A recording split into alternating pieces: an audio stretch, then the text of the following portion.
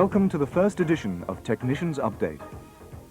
This edition introduces technical features and basic tuning procedures on 3 new high-performance models.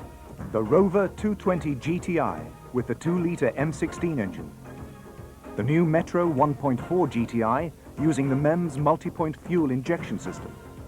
And the Rover 820 Turbo. A short feature on tuning the Metro 1.1 fitted with a KIF carburetor is followed by a revised procedure for setting injection pump timing on the Rover 218 and 418 diesel models.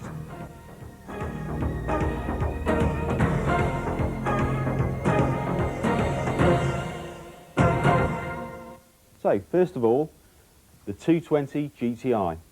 Now perhaps the only exterior panel work change over the 216 that is this power blister in the bonnet. Let's take a look what that's for. Okay, and straight away you can see it's to clear the forward edge of this cam belt cover on the M16 engine. So that's 16 valves, 2 litres, multi-point fuel injection. Okay, you'll recognise the power unit. It's virtually the same as the Rover 820, but it's more than just an existing power unit shoehorned into the frame of a Rover 200. Now, it's a fully engineered package. Perhaps the most significant change is the MEMS multi-point fuel injection system. Now, the first multi-point MEMS system, you'll probably remember, was found on 1989 model year Montegos. Similar system this, but a touch more sophisticated. It's what we call a full closed-loop 3-way fuel system. Now, by closed loop, we mean that the ECU here, by the battery, monitors the air-fuel ratio being burnt in the engine through an oxygen sensor in the exhaust manifold.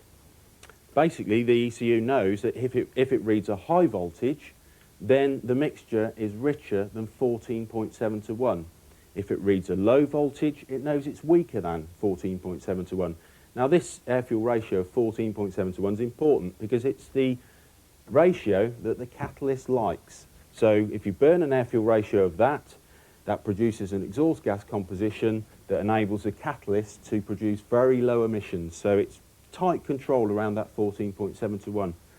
Now, apart from the fact that it is closed loop, you'll be happy to hear, the rest of the component location is pretty much as multi-point Montego.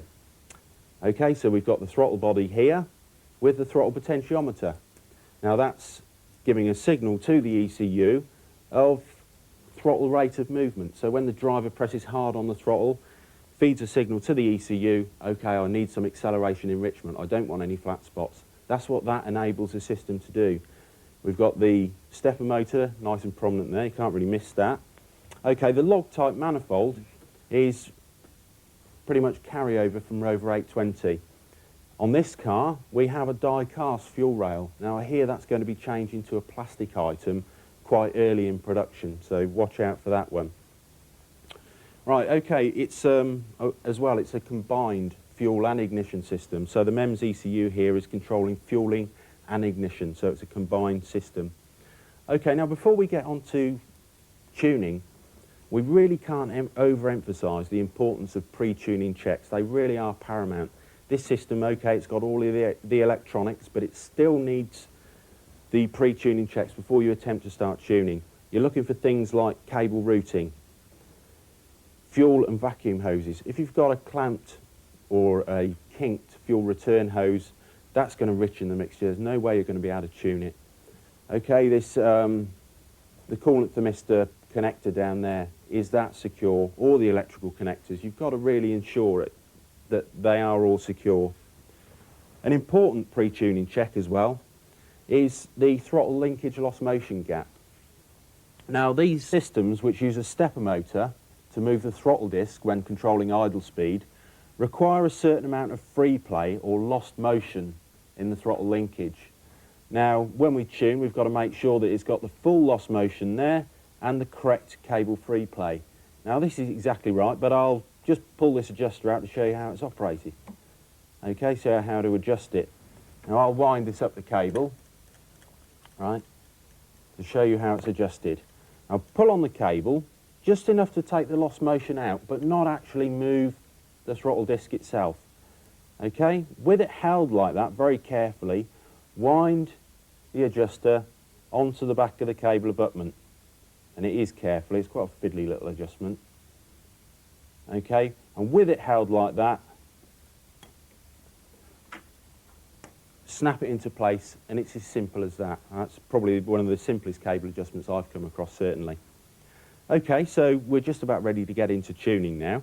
Because this is a MEMS system, it's tuned using the now familiar microcheck, and there is a co-best pod available for this as well. Let's have a look at the microcheck tuning procedure. Let's connect it up.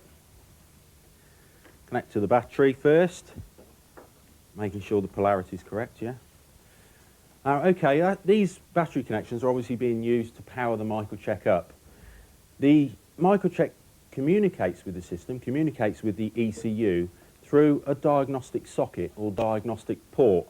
Now, through this port, it pulls all the information it needs to tune the vehicle. So it will be checking basically that the engine's in a fit state for tuning, and then it will be doing various things like indexing the stepper motor to allow you to tune it. Now, always the last operation when you're using microcheck is to insert the program card. Now here it doesn't do them a lot of good if you actually leave these in the microcheck and power the tester up, so put it in last. And incidentally, if you want to abort a test, don't do it by pulling the card out. That again doesn't do the card any good at all. You shouldn't ever need to abort a test, but if you do, pull the positive lead off, and that will take you then, when you reconnect it, back to the start. Okay, you're ready to go. Press F2. That's really the only things you need to know. Connecting it up really and pressing F2, because from here on, microcheck is pretty much fly-by-wire. It gives you prompts on exactly what to do. It's asking me now whether I need a test, a tune or a print. I'll go for a tune, switch ignition on.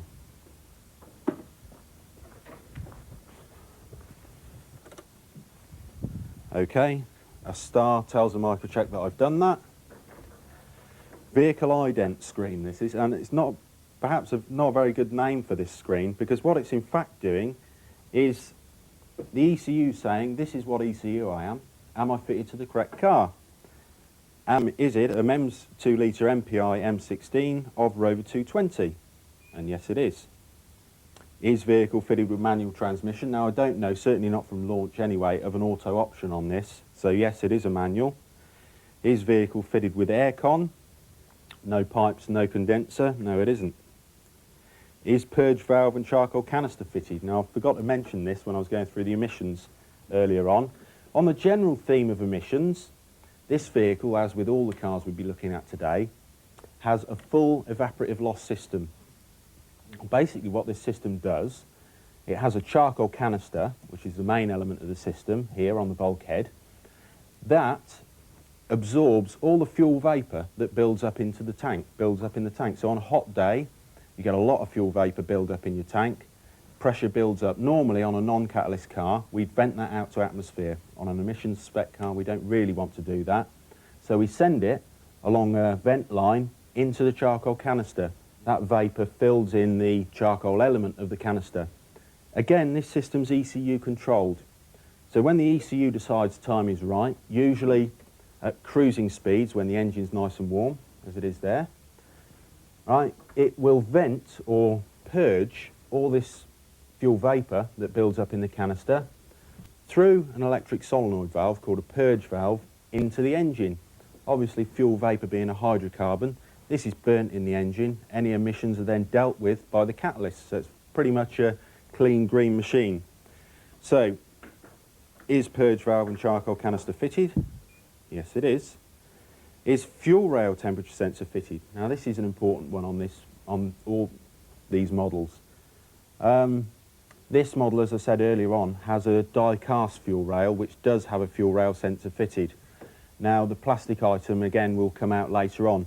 Now either of these may or may not have a fuel rail temperature sensor.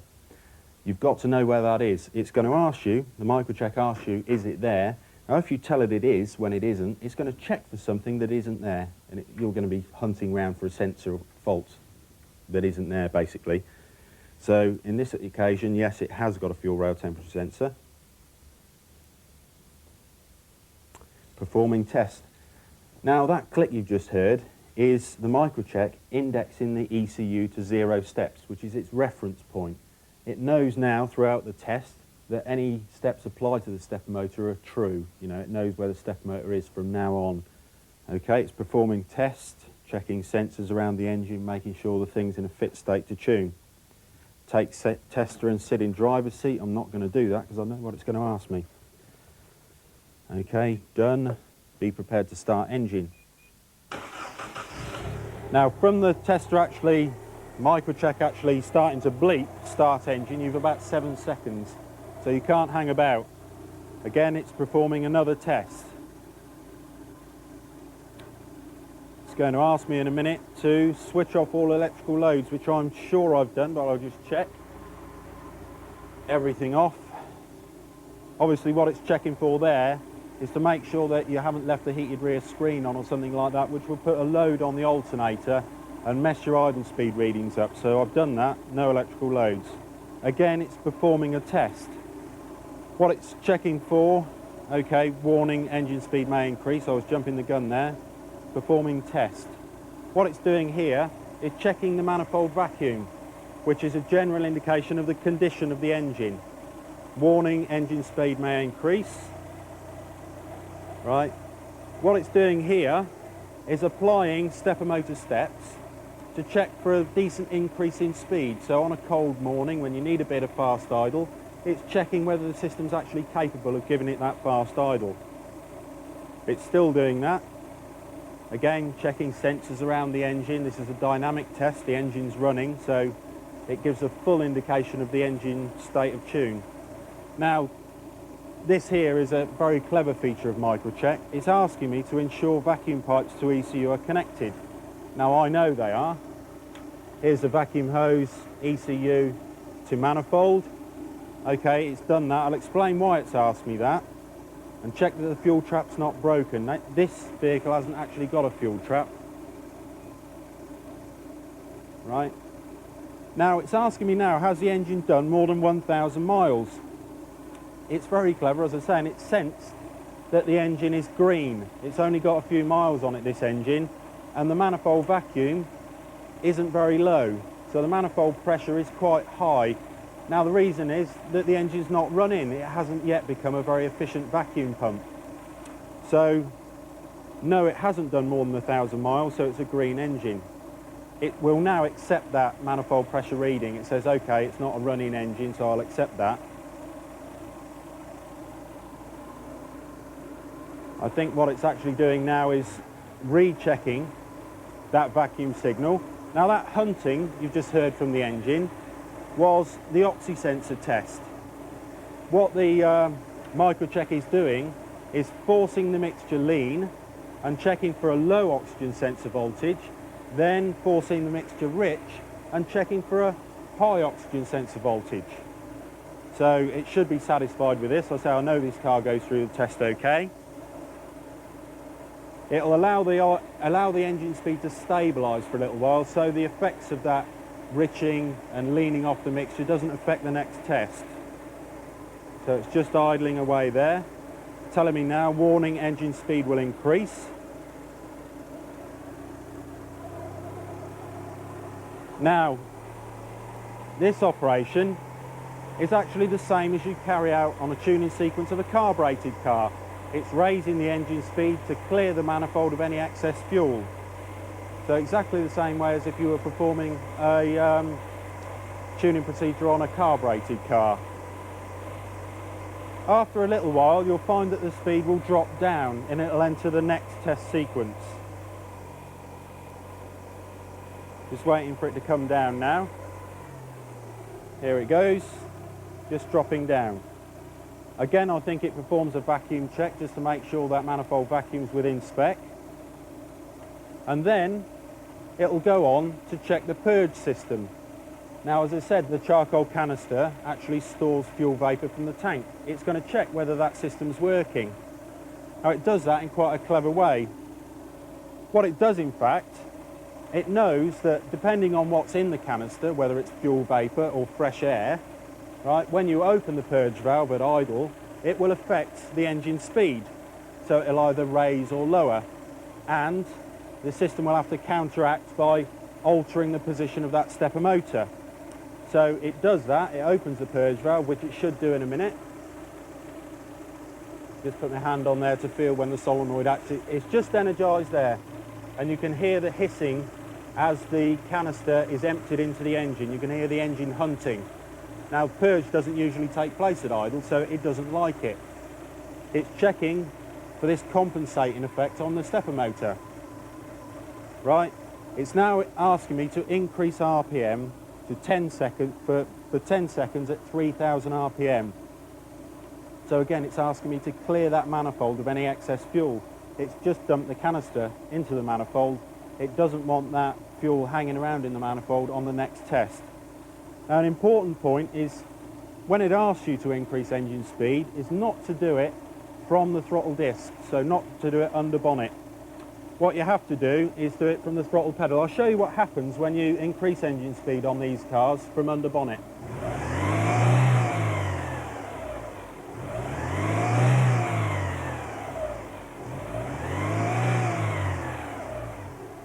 And what you heard there is quite normal.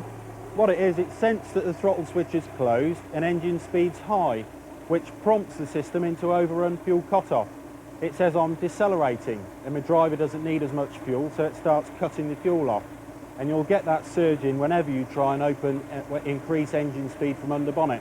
So I have to go into the car, sit on the seat and increase engine speed. Look, bit tricky with the large doors of the 3-door. Okay, the tachometer in this instance is accurate enough to give us this. 3000 for 10 seconds and allow to idle. Again, we want to allow the idle to settle down so that the next test isn't interfered with. Okay, an important point as well is not to let these leads dangle on the exhaust manifold or they'll burn. Okay, that's done. If cooling fan operates, wait until it stops. Exactly the same as if you were tuning a carbureted car. You don't want the additional alternator loading of that electric cooling fan on. Okay, I've accepted that. It's now, again, performing another test. Has engine done more than 500 miles? Now this is another thing about the green engine syndrome. It's saying, right, if it's a new engine, I'm going to apply different figures to it.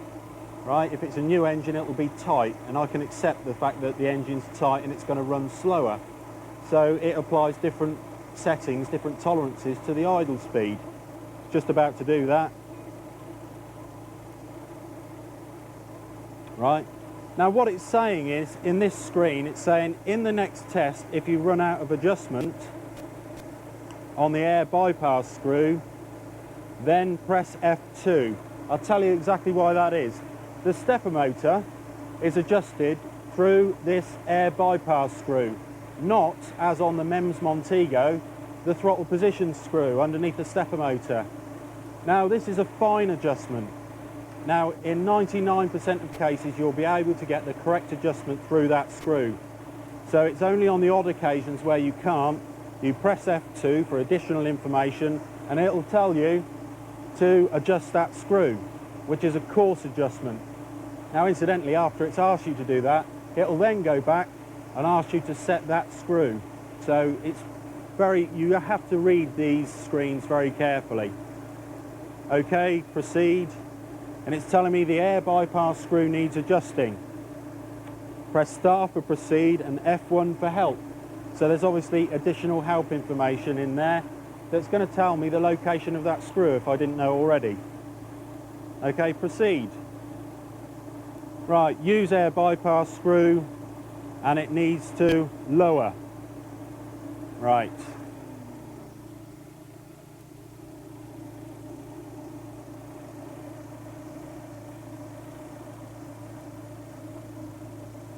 Now, an important point on this base idle screw, I've called it a base idle screw there. It isn't actually a base idle screw. It's purely to set this stepper motor. Right, now you can see the stepper motor steps on the top right hand side of the screen. you want to be aiming for 35 steps. That's the optimum value, if you like.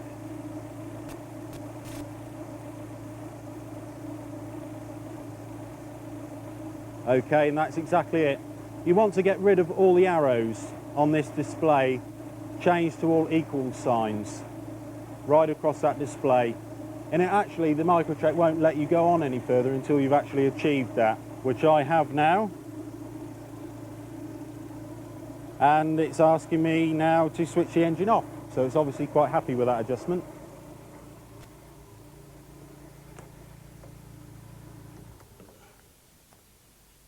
Right, the next screens will now basically tell me to make sure that the system is put back together properly. So anything that you needed to disconnect throughout the test.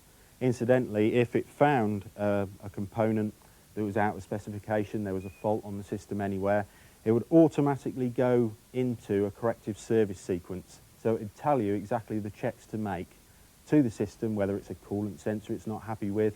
It would tell you the checks to make to fix that problem. Okay, is everything connected? Check lost motion gap, it's telling me, we've seen that already. Lost motion gaps, okay, throttle cable 3 play. Okay, do I want to print out? No, I don't.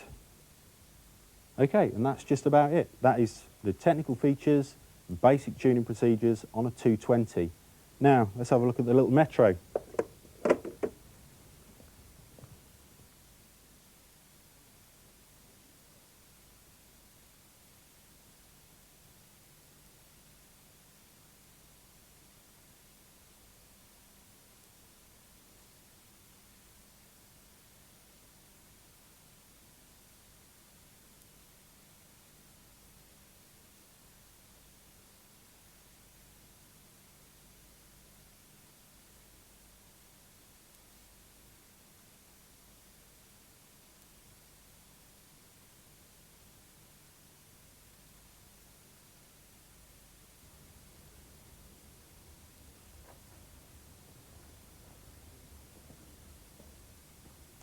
Okay then, just a quick recap.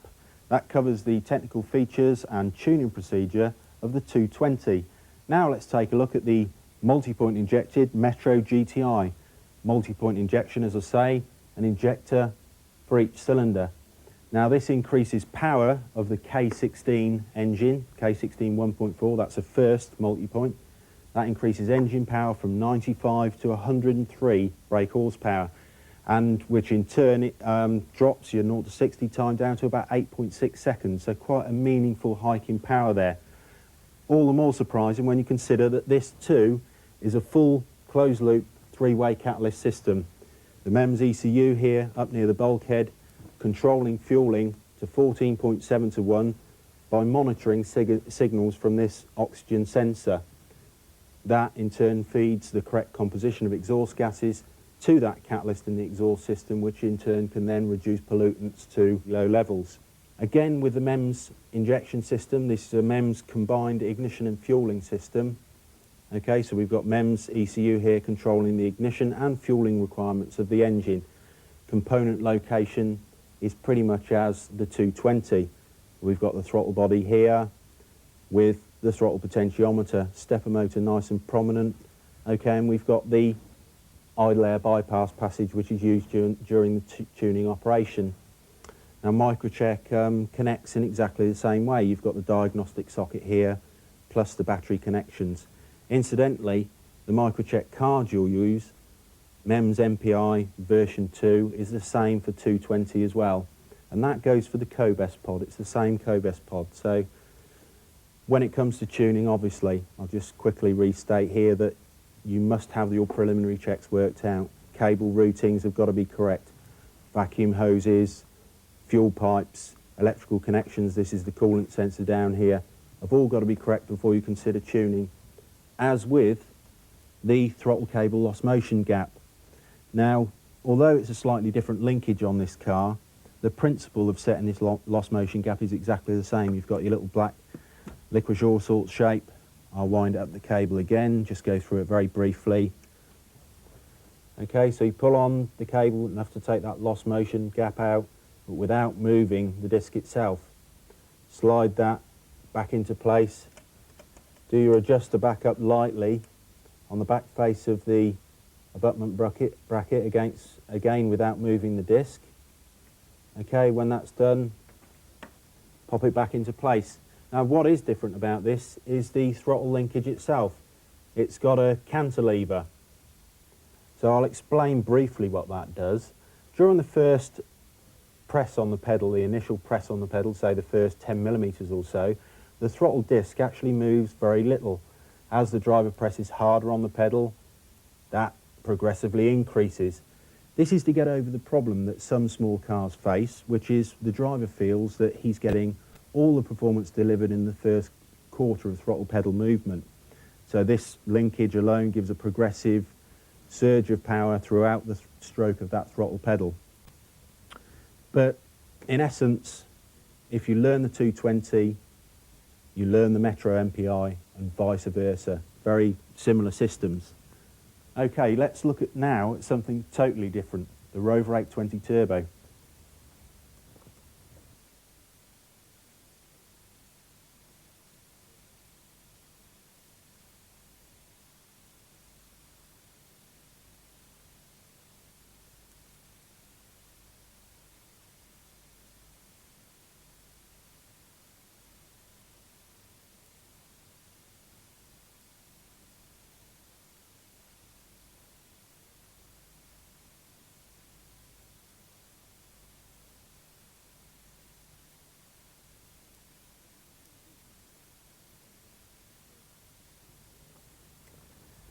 So, what exactly is new about the Rover 820 Turbo? Let's take a look.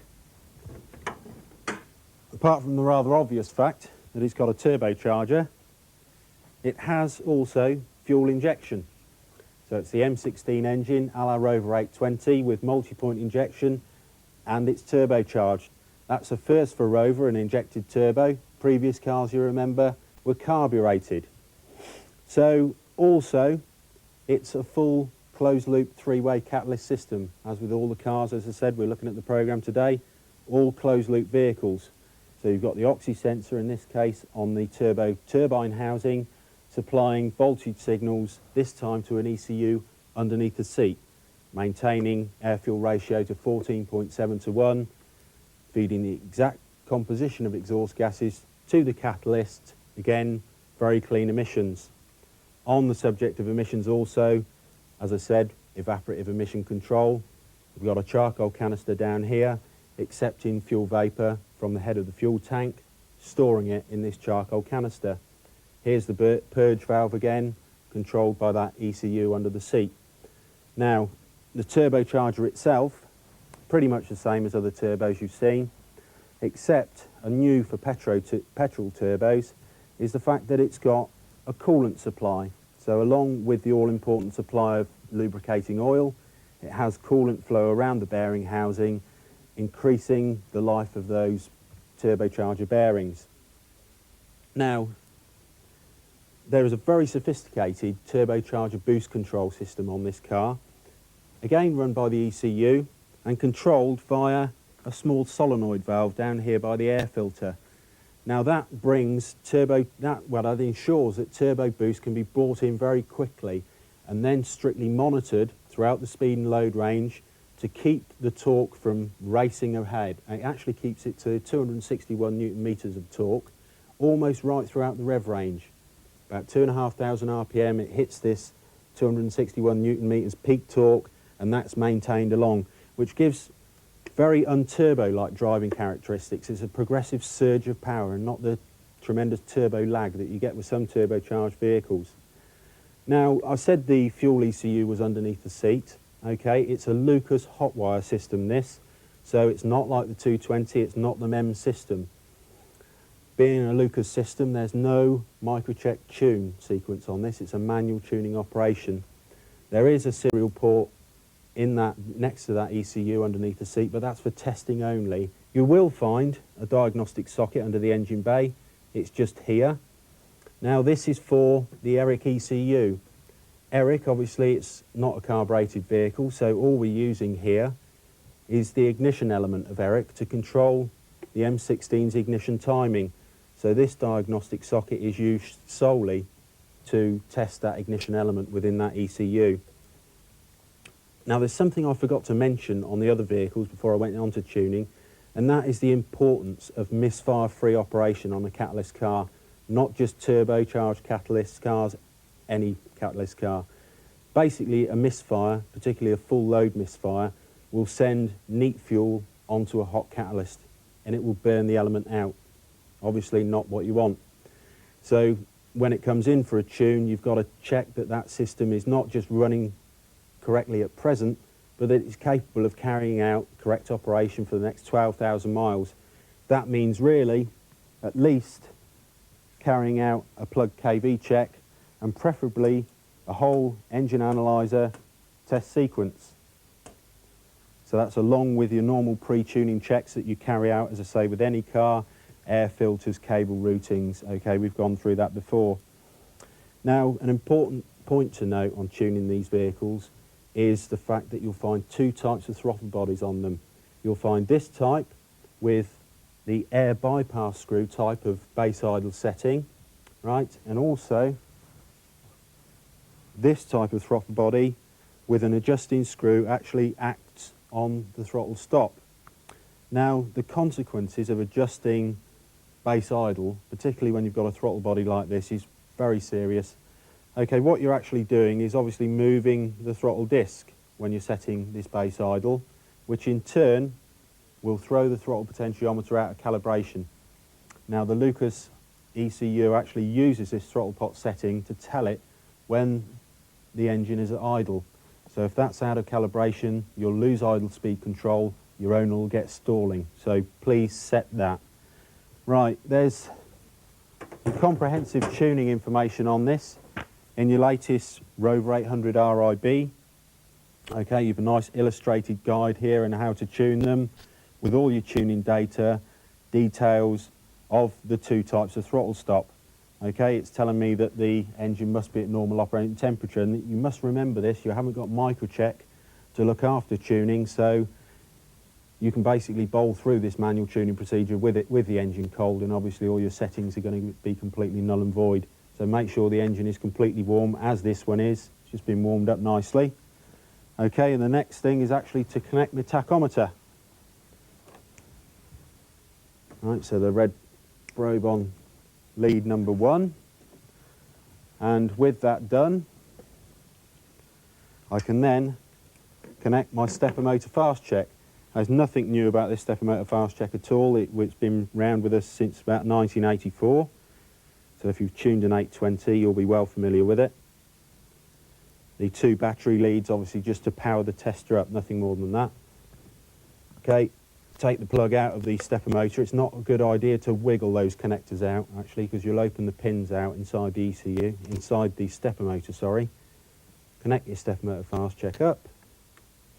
Now what I do before starting the engine is actually retract the stepper motor slightly. I open it up so that, bearing in mind you've disconnected the idle speed control system now, so it may be difficult to start. So I retract it a little bit just to give it a bit of an increase in speed. So start it up now. And you can see there that increase in speed makes it nice and easy to start up. Okay, I'll just increase the revs a little bit to clear the manifold out because I haven't had it running all the time. Let's give it about 10 or 20 seconds of that increased idle speed. Right, and now we can actually start to extend the stepper motor to close the stepper motor air valve off. And then we'll read base idle, exactly what the base idle of the car is. So extend it slowly, because particularly on this, like a green engine, you'll find that the base idle is quite low.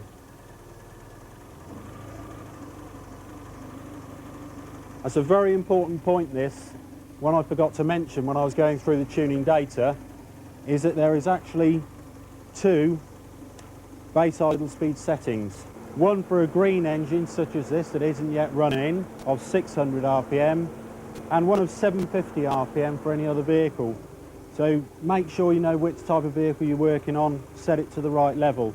The reason you have a lower figure for green engines is because after a period of time the engine will loosen up and that speed will increase. So it's to take account of that. Okay, so I'm on a green engine and I'm setting to 600. In the air bypass screw in this occasion.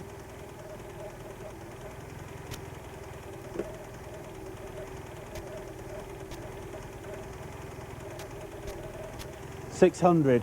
Now you're given no tolerance on that, but obviously you're trying to get it as close as possible. Plus or minus 10 I think is quite a reasonable figure. Right, so I'm quite happy with that. Now we turn off. And what did we say was so important on these cars after setting base idle? Set the throttle pot. So I'll disconnect the stepper motor fast check. There we go. And pop the control plug back in. Dispense with our old friend. Okay, and now I'm into setting the throttle potentiometer.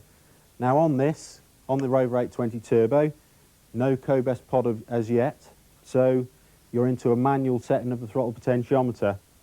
It's not difficult at all. Now, I've got a lead here that will be released as a special tool very shortly, but in this interim period, what you'll have to do is connect the voltmeter into the harness itself. Now you'll take the positive probe of your voltmeter into the green and yellow wire, and the negative probe into the pink and black wire. Then you'll be measuring the throttle potentiometer output. I'll show you how to do it with a special tool. So I'll disconnect this stepper motor here, this throttle potentiometer even. Best not to get mixed up with those two. Okay, connect my little test lead up. It makes the job a whole lot easier, and this will be out very shortly, I can assure you. Okay, with that set, you should have your voltmeter set on a 2-volt scale. This fluke meter's auto ranging, so I don't have to worry about that. Okay, make sure you pop your probes in the right place. Okay, with that connected up, turn the ignition on.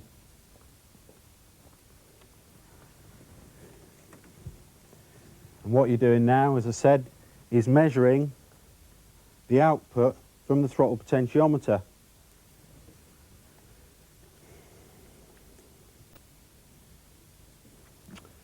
Okay, what you're heading for on this is 300 plus or minus 20 millivolts.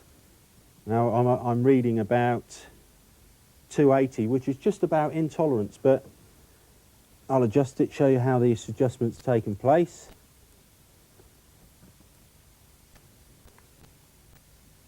Okay, you've got 2.5mm Allen head screws in there.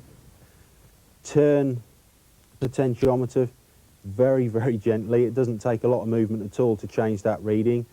Very gently there until you hit it. Obviously you're aiming for 300. 300 is your optimum figure. When you hit that, you tighten the potentiometer back up again. You can get your Allen key in, that is. Not too bad. Okay, check your reading, yes, that's all right. Take it back. Take the throttle back to its throttle stop. Make sure it settles in the same place. Do that a few times, it's always a good idea. Make sure it's settled down. And that is the throttle potentiometer setting. Now, I'll just connect this back up. Make sure everything's running.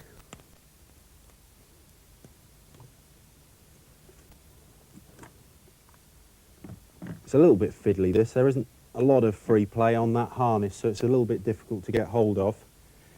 Now, what would you do on a non-catalyst car as a tuning operation? You'd basically go through idle speed settings and mixture adjustment. This is a catalyst car.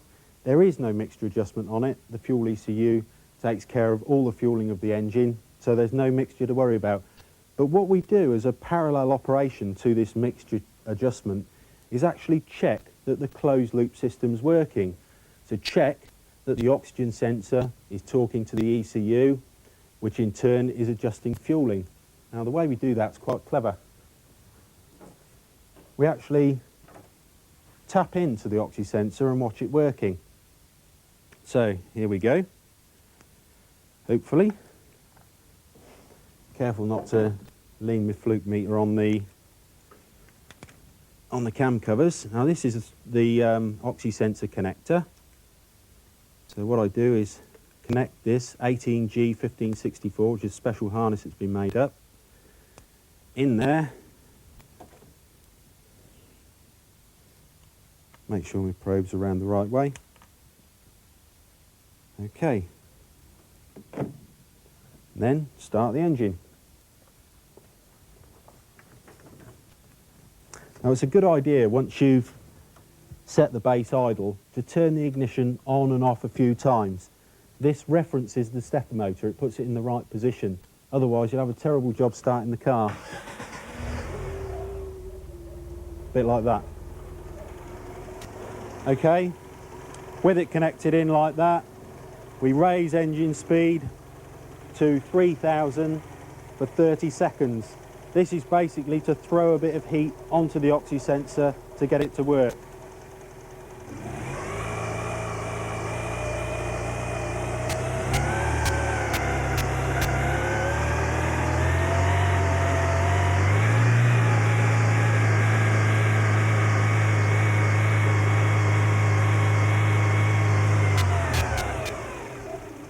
Okay, that should be enough. And there you can see voltage swinging. We're getting a swing between about 0.2 and 0.8 volts. Now what the tuning sheet will tell you to look for is a swing of between below 0.4 and above 0.6. Okay, this one's fine, no problem there at all. So our tuning sequence is now over. Obviously, the most important part of a tuning sequence is to make sure you've got everything connected up properly. Okay, you can't afford to have any loose connectors, particularly not something like this. Don't want our closed loop system wouldn't like that at all with the oxy sensor disconnected.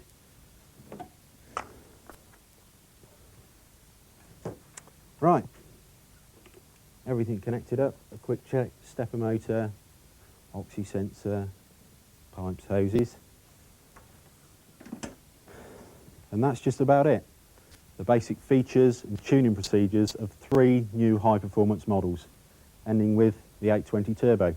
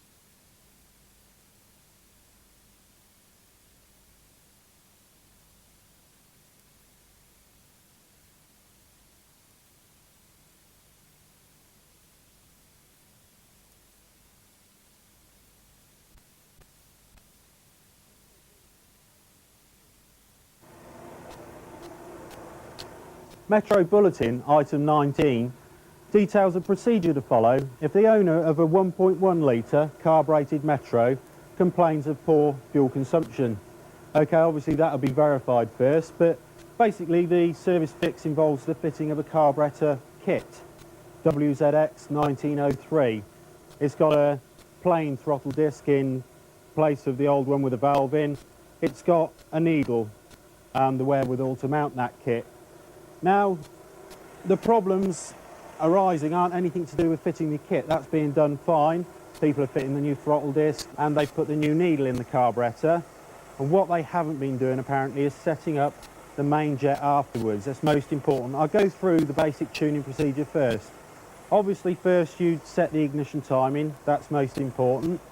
Now with all the loads on the engine, so put the heater blower on, the heated rear window, right? Close the idle bypass, which is the idle mixture on the KIF carburettor, fully clockwise, so shut that idle mixture passage off. Okay? Now with that shut off, as I say, with all the loads on, with your heater blower on, the heated rear window, set the idle speed to 750. So we're at a speed now of 750 RPM. Now we're going to adjust the main jet. Now beware of doing this on a KIF carburettor. It's something you only must do when directed through a technical bulletin or network services. Right, so with those loads on and idling at 750, we need to set that main jet to give us a reading of 5.5 plus or minus 0.5. Now adjust this in quarter turn increments, waiting for a response in between. So quarter turn increments, and you're waiting for a reaction on your CO meter. Okay, she's going down rather too far. Okay, now that's the main jet set. As I say, beware of doing that on the KIF carburettor. It's not something you take lightly. The reason we're doing it here is because we've got a new carburettor needle in that we need to calibrate. So electrical loads off, remember, because we're now going to set the idle mixture proper. Okay, you can hear that raise in engine speed as the electrical loads came off there. So we're now back to the normal settings. So an idle CO of 2.5 to 1.5. So 2 plus or minus 0.5, I should have said, at an idle speed of 850. So I'm a little bit high there.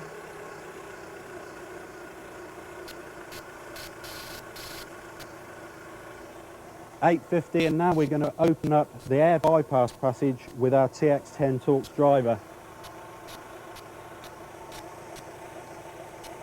Okay, we're still a little bit rich. Quarter turn increments again, waiting for a response.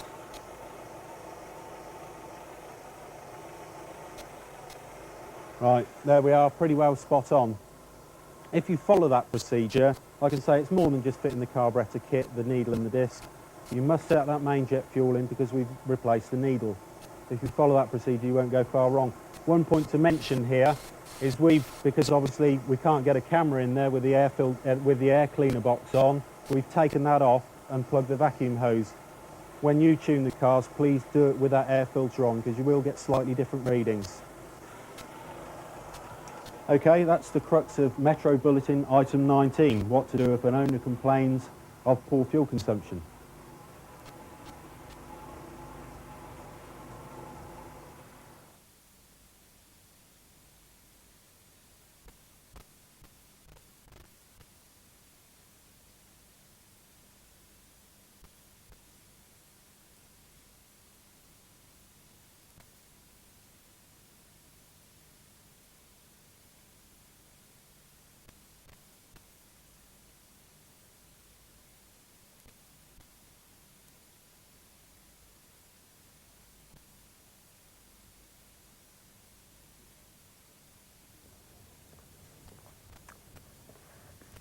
Okay, so much for the tuning procedures of petrol engines. What I'm going to do now is take you through the fuel injection pump timing procedure of Rover 218 and 418 diesel engines.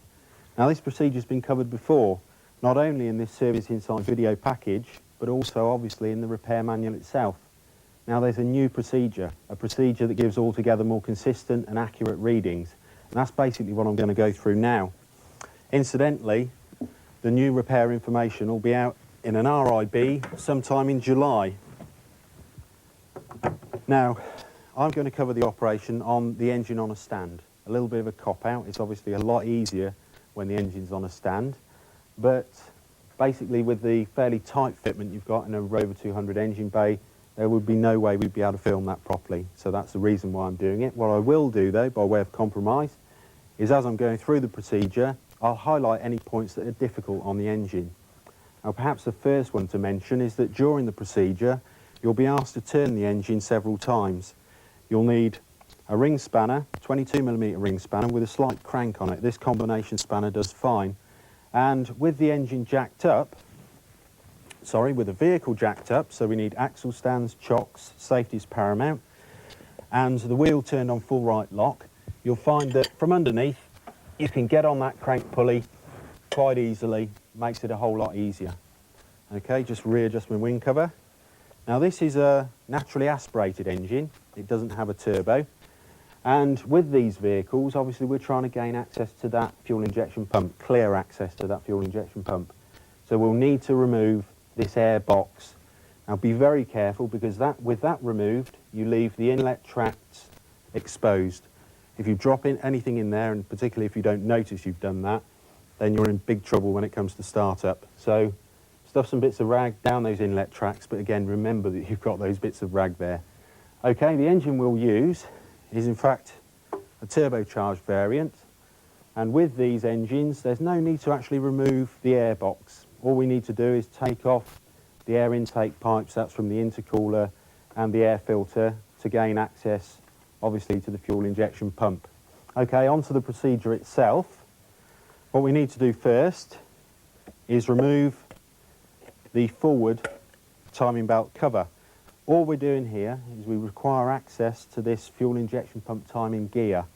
Okay, we're not interested in the camshaft timing in this instance, just the gear. What we're going to do now is make sure that the gear is engaged with the right teeth on that tooth belt. So what we need, our timing pin and timing bolts. Okay, nothing different there. And we rotate the engine in a clockwise direction, right, until the flywheel timing pin goes in. Okay, if you're on the right revolution now, two timing holes will be aligned with the holes in the back plate on the fuel injection pump timing gear. Now you can have them 180 degrees out, in which case you'll have to go around another rev on the crank. Just to make sure that this is aligned with the right tooth, as I say, we insert the timing bolts, making sure that they screw in, as I say, ensuring that this fuel injection pump timing gear is engaged with the right teeth on the belt. Now, interestingly, this is a Peugeot engine, it's actually numbered backwards. So number one cylinder, as you would call it, is actually number 4. What we're doing here is setting the engine to TDC number 4 on the firing stroke. Number 4, 3, 2, 1 cylinder. Now with that done, like I say, it's only a check. That's the only reason we're applying these bolts, is just for a check to make sure the timing's correct. We can remove them. Okay, with them removed, the next operation to do is actually turn the engine back the engine off against its normal direction of rotation by 1/4 of a turn. No need to get your angle gauges out here, it's not an exact measurement, you're just roughly backing the engine off 1/4 of a turn. Now I need to remove the inspection plug in the top of the pump, because obviously we're going to put our dial gauge in there. Okay, that's off. Okay, now the timing equipment itself, the gauge and adapter, not really greatly different from those you've been using before. There is a new pin, however. It's available under the same part number, but it is different. The new pin is identified by a groove around the top. This one hasn't got one, it's a prototype tool. So you must only, with this new procedure, use the pin with a groove around the top. Okay, now we insert the timing pin into the pump. Now with the engine backed off 1/4 of a turn, you'll find that that pin drops right into the pump. It doesn't stand proud as it did with the old procedure. Okay, we need now to mount our dial gauge on the adapter. Now apparently the orientation of this adapter is very important. I think the crux of it is that you don't want it standing up proud on these dimples on top of the pump. So what we say is to have the adapter facing across the pump with the open end pointing towards the front of the car, as I've got it there. Okay, and once you've done that,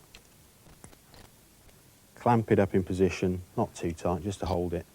Now, what we need to do is fit our dial gauge. Now, preload it so that the small dial, the course counter, if you were, right, is actually on 0.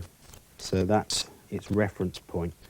Now, just clamp that up enough just to hold the gauge, but leave the stylus free. If you're overzealous with tightening that, as I've done there, you'll find that you'll jam the stylus up. So back it up a little bit, just enough to hold the gauge, but there, leave the stylus free. Okay, make sure that small counter's on 0, which it is. Now, timing figures. Now, if you remember again back to the video, each pump from Lucas is calibrated individually. Each has its own specific timing figures. You won't find any timing figures in the repair manual. Where they are is on a little plastic cap on front of the pump, just there. Now, this one, for instance, is 5.27, which means 5.27 millimetres. Now, what the basis of this measurement is the amount that that pin rises as the engine's returned back to TDC number 4 cylinder. Obviously, this is saying it should rise 5.27 millimetres. So the first thing I do is 0 the fine gauge. Right, set that exactly on 0, and get the wherewithal to wind this engine back to TDC number 4 cylinder. Again, timing pin through the flywheel backplate. Okay, gently as you do it, reading the pump figures. Cool, right, we're nearly at 7.2 millimetres there, so obviously this pump is way out of adjustment. I knew it would be because I maladjusted it. So how do we actually adjust it? The first thing to do, as with all diesel engines, is to loosen those high pressure pipe unions. And basically they carry very high fuel pressures. You don't want to stress them in any way. We're going to be moving the pump around, which obviously would put undue stress on those, so we need to loosen those off. Now you need a 14mm spanner on the delivery unions and a 17mm on the actual pipe unions. Just loosen them off, just to take the tension away, as I say. Not too easy to do with the engine in the frame, but nothing that should cause you too much of a problem anyway. Again, I keep harping back to the Bosch pump. If you're used to the Bosch pump, then you'll find this almost easy. Okay, very important that. Don't forget, it's very tempting to try and leave that, especially if you don't think you have to move the pump very far. But the most important that, to remove that. Now my 13 spanner, what I need to do is loosen the actual pump fixings off to enable me to move it. Okay, one at the rear, that one you undo first. Now the 3 front flange bolts, a little bit difficult to get to with the engine in a frame. We want to be just backing those off very slightly. Now don't loosen them too far, because you'll find the pump will skew over and it won't sit happily, which will affect your readings when you actually tighten it back up, which is obviously what you don't want to do. Now what we need to do is remove all the backlash from the pump. As with all diesel injection pump timing operations, you turn the pump before timing to full retard, like that. That means that any adjustments you apply will then be in the advanced direction. It will be taking backlash out of the pump. Now, you must make your last operation, so your last movement of the pump to achieve those correct timing figures must be towards the engine. If it's not, you'll have backlash left in that pump, so your readings will be inaccurate by the amount of backlash that pump has. Okay? Move it back. Again, I've gone too far now, so 5.27 millimetres in that direction towards the engine. And with it held like that, nip those bolts up. Now before fully tightening them, so all 4 fixings I think it's safer to do up. You could perhaps leave this back one on this operation. Check your reading again, 5.27. You need that smack on. So we need to do now, before we nip up those pump bolts, is to check it. Timing pin out, retard quarter of a turn, so that's anti-clockwise quarter of a turn again. Make sure the gauge is set on 0. Yeah, virtually smack on there. Okay, turn it round until the flywheel pin will enter. 5.27 on the nose. So okay, that pump will be ready. Tighten the flange fixings, tighten the rear mounting bolt. Last of all, the high pressure unions. And obviously you need to remove your gauge and fit your blanking plug back. Now, if that was a petrol engine, what would be your next operation? Well, you've just adjusted the timing. So let's say it was ignition timing. You'd go back and check your basic idle speed readings. You go back and check your basic tuning figures. This is a diesel, but the same principles apply. You've changed the timing, so the chances are you've changed those idle readings. So obviously, when we've done that injection pump timing, we must then go on and check your basic tuning figures. Now, obviously, being a diesel, I can't use a conventional tacho. I've got to use an optical tachometer. The engine must be fully warmed up. Still 2 adjustments on this. We've got the anti-stall speed and the base idle speed. Most important that you get the order of those 2 adjustments correct. You must do the anti-stall first, followed by the idle speed, or the tuning won't come out correctly. Okay, so a bit of a reflective tape on my crankshaft pulley to enable me to read engine speed. Okay, this engine's been fully warmed up. That still applies, even though it's a diesel. The engine must be fully warm before you attempt tuning. Okay, move this wing cover back a little bit. Okay, now it's very important that the engine's fully warm, just as if it was a petrol engine car. Before you tune it, you must ensure it's fully warm. Preliminary checks as well, air filter, associated pipe works. Now, a very important pre-tuning check on this engine is to the fast idle cable. There must be a 0.5 to 1 millimetres free play in between the cable nipple, the fast idle cable nipple, and the fast idle lever. If there isn't, this one's exactly right, it's about 0.5 mil play there. If there isn't, you'll need to adjust that cable nipple. Okay, now the first adjustment, as I said, to carry out is to the anti-stall speed. What we do first is put a 3 mil shim, that's a 118 thou tappet shim I've picked up there, in between the throttle lever and the stop.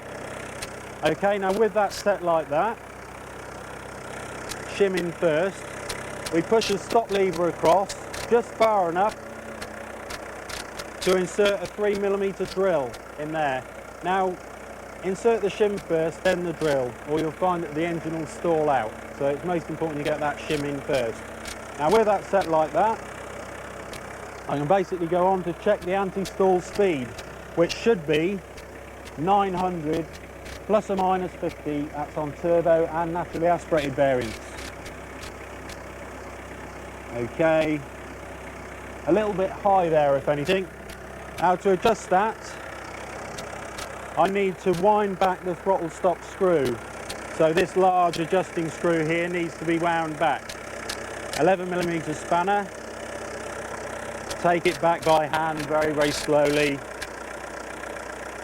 Right, guess the difference. We have to check it with our optical tacho, obviously. Okay. Check that reading. And there we are, spot on, 900 RPM. Okay, now when we've done that, we need to take our drill and shim out. Now, remove the drill first, not the shim, or you'll find the engine will stall again. So drill out first, stop lever snaps back, and then the shim out, and we're back down now to what should be our normal idle speed. Obviously, we need to check that. Incidentally, the adjusting screw for the normal idle speed is this screw here. It's playing on the stop lever. Now if I push the stop lever, you can see the engine speed falling off there. Okay, so you can see by adjusting that screw I can adjust engine speed. Let's just check it. 800 plus or minus 50 the normal idle speed on these. Again, that goes for turbo variants and naturally aspirated. Okay, we're a little bit high there at 850. Okay, so I'll just knock that back, try and get it spot on. 2 8mm spanners needed for this. And what I need to do to reduce the speed is adjust the screw outwards. Right, you can hear the engine speed there dropping off very slightly. Okay, use the other spanner to lock that lock nut up when you think you're somewhere close.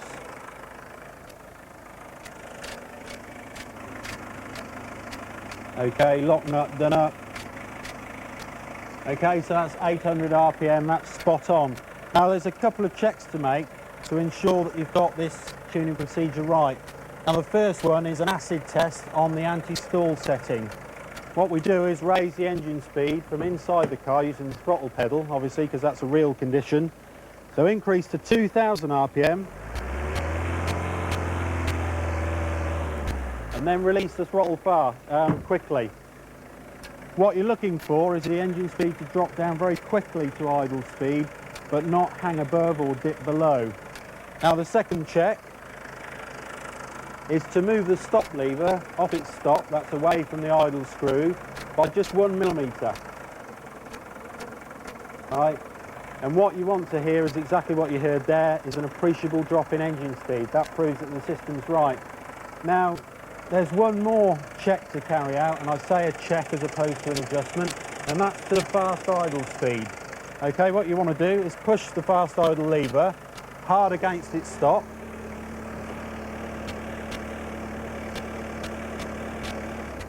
And in that condition, you want to be reading a speed of 1100 plus or minus 75.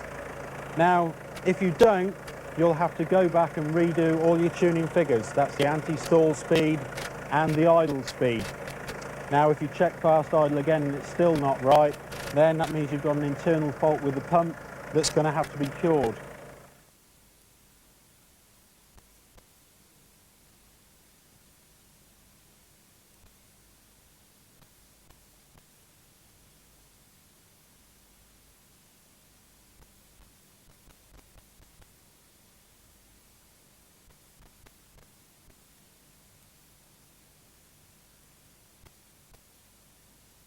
Okay, that concludes our look at the injection pump timing and the basic tuning settings on the Rover 218 and 418 diesels. Okay, so far in this feature pack program we've taken a look at the 220 GTI and the Metro GTI, both of those with MEMS fuel injection systems.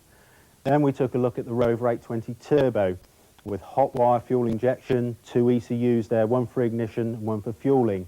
Then we took a look at the 1.1 litre carbureted Metro, fitment of that carburetor kit to cure those problems of high fuel consumption. I hope you've enjoyed the programme and I hope you've found it informative. Thank you very much and goodbye. We will be glad to hear your opinion on this type of programme, so please drop a line to Rover Service, TV Unit, Post Office Box 29, Cowley, Oxford, OX4 2XB.